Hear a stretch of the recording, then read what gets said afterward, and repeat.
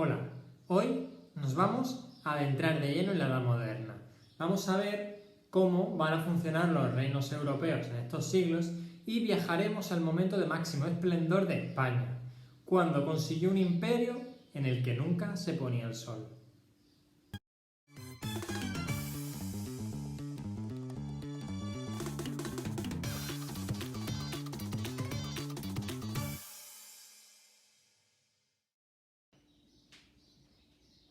La Edad Moderna se caracteriza porque los reyes ya se han impuesto a los señores, nobles o cualquiera que pudiera hacerle frente. Ahora van a tener el máximo poder y se les conocerá como monarcas o reyes absolutos. Para que esto funcionase necesitaban de un ejército permanente, una red de funcionarios, limitar las asambleas y evitar que se reúnan, y todo esto pues se pagará aumentando los impuestos del pueblo, que como veremos eran los únicos que los pagaban.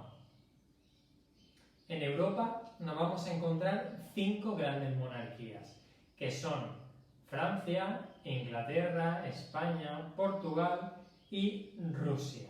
En este caso nos vamos a centrar en España.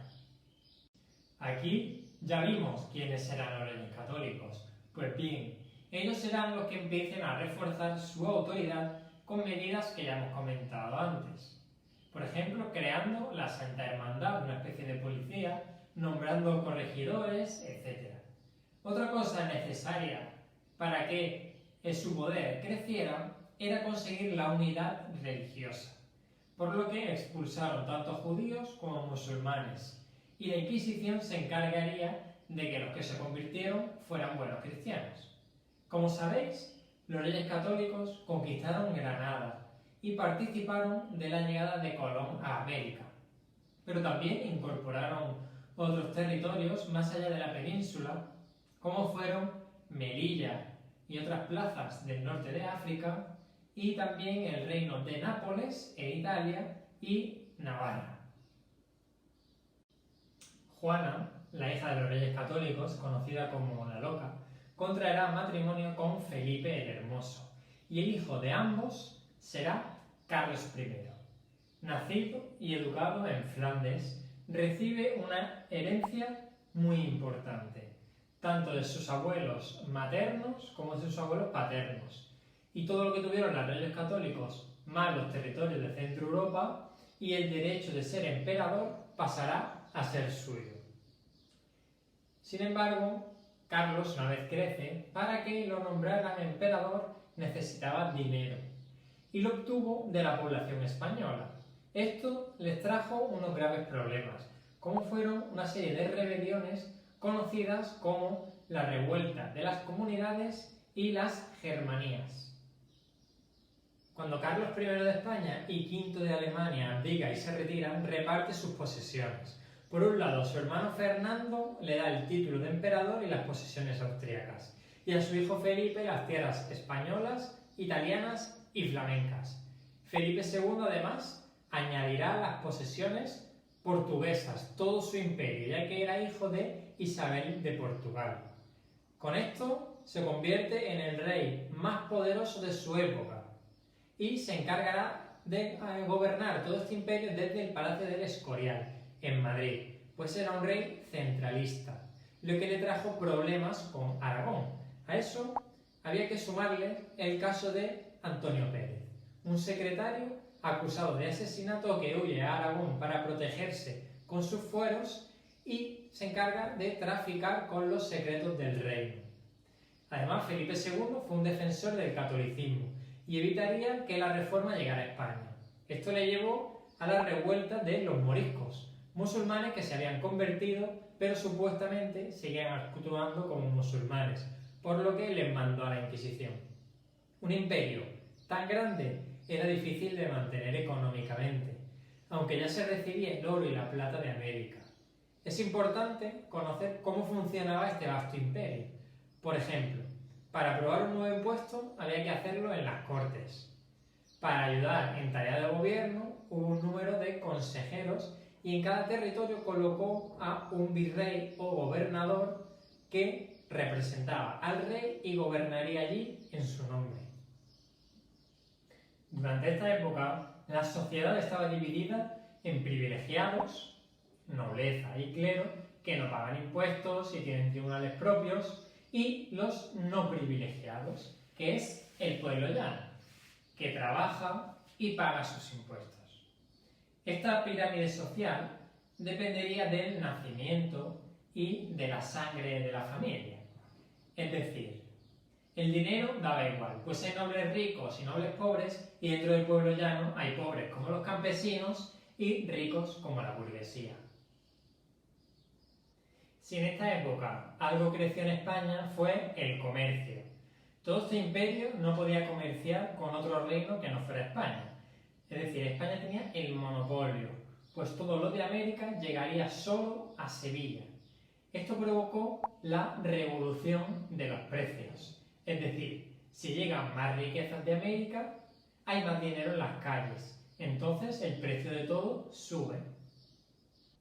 Conservar tantos territorios no era nada sencillo, por lo que el rey tuvo que luchar contra Francia en primer lugar, que también pretendía los territorios italianos, contra el imperio turco, que llegó hasta Viena y que por el Mediterráneo complicaban el comercio por los ataques de sus piratas, teniendo como batalla más importante la de Lepanto, donde un escritor muy famoso y que seguro que conocéis perdió su mano. También batallas contra los príncipes protestantes, unas batallas que también tuvo su padre Carlos, que luchó contra estos príncipes que se aliaron contra él. Como podéis ver, la religión en este caso era una excusa para poder generar ese enfrentamiento. Y si había que cambiar de religión por eso, pues se hacía. Felipe también luchó en las guerras de religión francesas. También hubo problemas en Flandes, ya que la expansión del calvinismo y unos nuevos impuestos provocaron una rebelión, que tras una guerra concluye con la independencia de las Provincias Unidas.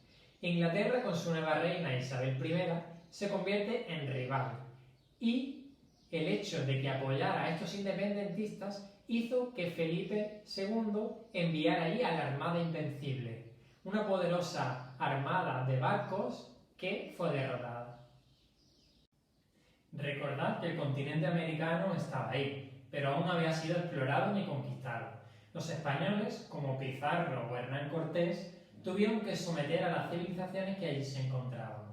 Pero, ¿cómo? Si eran minoría.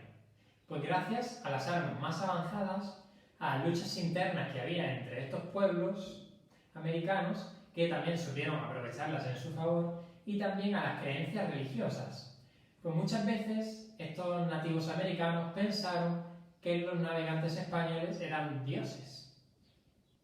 Cuando Hernán Cortés llega al actual México, pronto consigue reclutar a los pueblos que estaban sometidos por los aztecas. Pues, como ya sabéis, el enemigo de mi enemigo es mi amigo. Así pues, llegó a la capital, a Tenochtitlán, y allí se entrevistó con el emperador azteca Moctezuma. Sin embargo, recibió una rebelión de los aztecas que lo hizo huir, y tuvo que pasar hasta un año para que Hernán Cortés consiguiera conquistar a este pueblo. Pizarro siguió la misma estrategia en Perú contra los incas. Aquí apresaron al emperador Atahualpa y tomaron la ciudad de Cuzco, aunque fue difícil dominar un territorio tan extenso como el que ocupaba este imperio inca.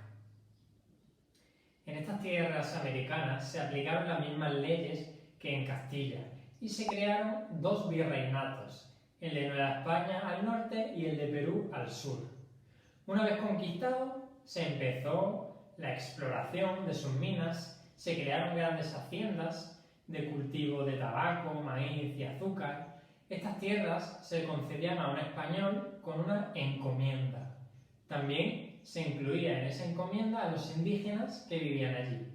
Y para controlar todo este comercio se creó la Casa de Contratación y las flotas de Indias. En América se fundaron ciudades como esta, imitando las de Europa, pero conservando elementos de allí.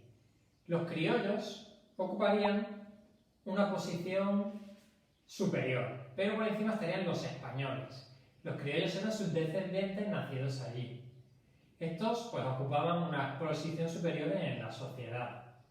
Por debajo estaban los mestizos, luego los indios que trabajaban en el campo y por último los esclavos traídos de África que hacían las labores más duras.